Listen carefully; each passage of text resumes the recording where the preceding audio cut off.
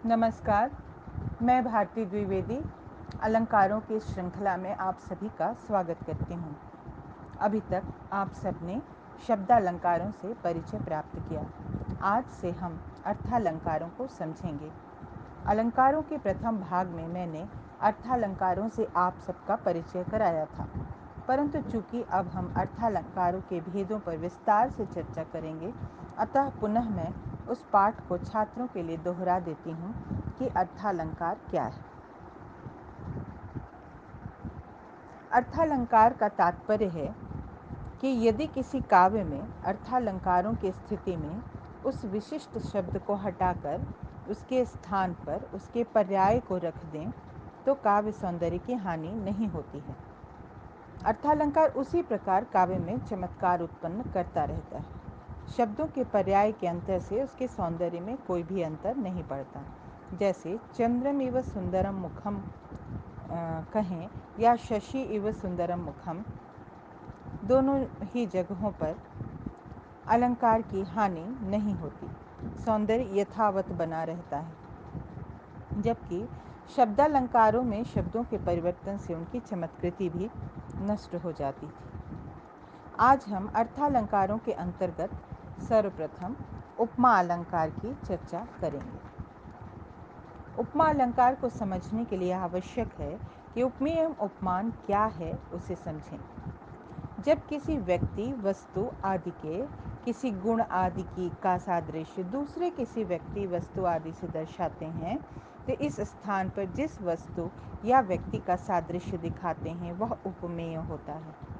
तात्पर्य है कि जिसकी हम बात कर रहे होते हैं वह उपमेय होता है, और जिस वस्तु या व्यक्ति से सादृश्य दिखाते हैं उसे उपमान कहते हैं। जैसे यदि कहा जाए कि मुखम चंद्रमेव सुंदरम, मुख चंद्र के समान सुंदर है, तो यहाँ मुख का सादृश्य दिखाया जा रहा है चंद्रमा से। यहाँ मुख जो है वह उपमेय हुआ और चंद्रमा उपमान हुआ। उपमा अलंकार के 4 अंग होते हैं: उपमेय, उपमान, साधारण धर्म एवं वाचक शब्द। अभी जिस पंक्ति की चर्चा हमने की, हमने मुखम चंद्रमेव सुंदरम, इस पंक्ति में साधारण धर्म है सुंदरम एवं वाचक शब्द है इव। तात्पर्य है कि साधारण धर्म वह गुणादि है जिसका सादृश्य दिखाया जा रहा है, और जिस शब्द द्वारा यह सादृश्य बताया जाता है वह वाचक शब्द होता है।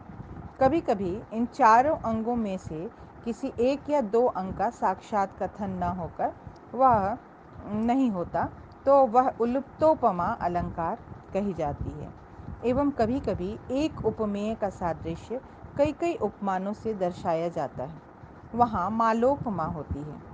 काव्य शास्त्रियों ने उपमा के कई भेद किए हैं, परंतु हम यहाँ काव्य दीपिका में वर्णित भेदों की ही चर्चा करेंगे। काव्य दीपिकाकार ने दंडी की परिभाषा का ग्रहण कर उपमा अलंकार को परिभाषित किया है: प्रस्फुटम सुंदरम साम्यम उपमेत्य भी धीयते। प्रस्फुट अर्थात अभिधावृत्ति से प्रतिपाद्य और चमत्कार जनक उपमान एवं उपमेय के सादृश्य को उपमा अलंकार कहते हैं। मुख्य बात है कि उपमेय से सादृश्य दिखाना ही उपमा अलंकार है। अब यहाँ प्रस्फुटम शब्द को समझना है। वस्तुतः यहाँ रूपक से अलंकार से भेद दिखाने के लिए प्रस्फुटम इस पद का प्रयोग किया गया है, क्योंकि रूपक में साम्य व्यंग्य रहता है तथा उपमा में, जबकि उपमा में वाच्य प्रस्फुट रहता है।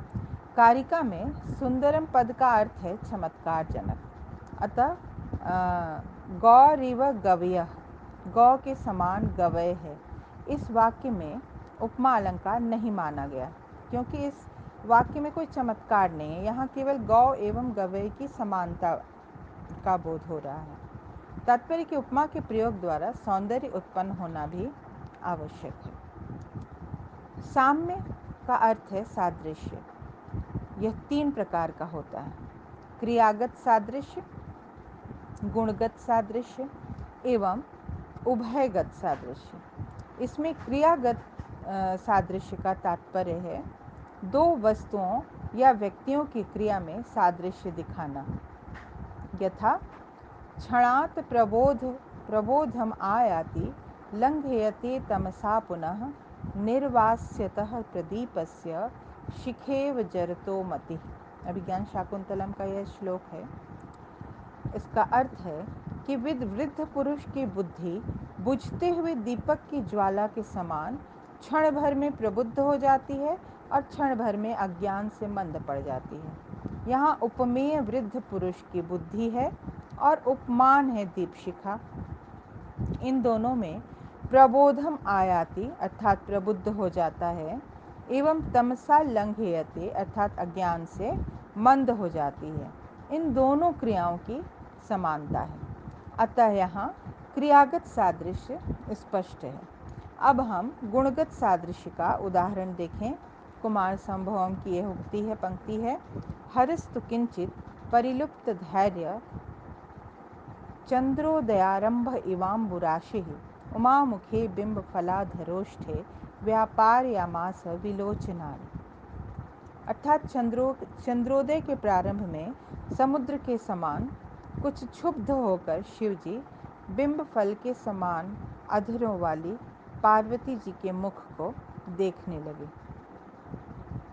यहाँ चंद्रोदय के समय परिलुप्त धैर्यत्व गुण युक्त समुद्र एवं शिव के चित्त में पार्वती के प्रति अनुरक्ति से उत्पन्न मनोविकार को समान दर्शाया गया है। समुद्र एवं शिव दोनों में ही धैर्य छूट गया है, यह दर्शाया गया है। अब हम उभयगत सादृश्य अर्थात क्रिया एवं गुण दोनों की समानता का उदाहरण देखते हैं। उत्तर रामचरितम का प्रसंग है।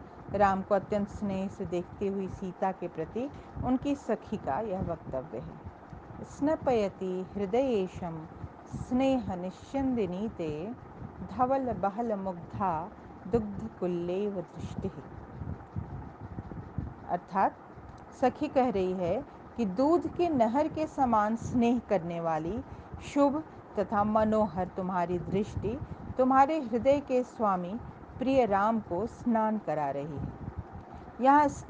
यहाँ स्नपयति स्नान करवाना क्रिया का साम्य है, एवं स्नेह शुभ्रता तथा मनोहरता इन दोनों गुणों का भी साम्य है। अतः यहाँ गुण एवं क्रिया दोनों को साम्य होने के कारण यह उभयगत साम्य का उदाहरण है। काव्य दीपिकाकार ने मालोपमा अलंकार को भी स्पष्ट किया है और इसके लिए वह आचार्य विश्वनाथ द्वारा प्रदत्त लक्षण को देते हैं। मालोपमा यदि कस्योपमानम बहुदृश्यते, जिसका अर्थ है कि एक उपमेय के अनेक उपमान हो तो मालोपमा अलंकार होती है। उदाहरण देखें। कुमार संभवम का प्रसंग है।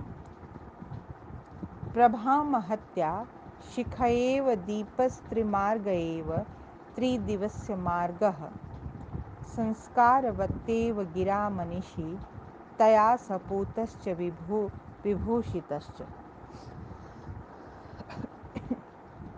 अर्थात जिस प्रकार अधिक प्रकाश वाली ज्वाला से दीपक, आकाश गंगा से आकाश तथा संस्कार शुद्ध वाणी से विद्वान पवित्र और अलंकृत होता है, उसी प्रकार उस पार्वती से वह पर्वतराज हिमालय पवित्र एवं अलंकृत थे।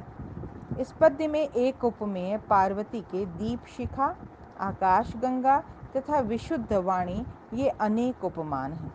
इसी प्रकार एक उपमेय हिमालय के दीपक, आकाश तथा मनीषी ये तीन उपमान हैं, इसलिए यहाँ मालोपमा अलंकार है।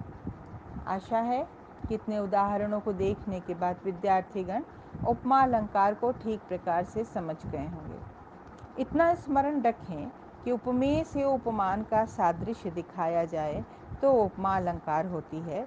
यह सादृश्य गुण का भी हो सकता है, किसी क्रिया का भी हो सकता है।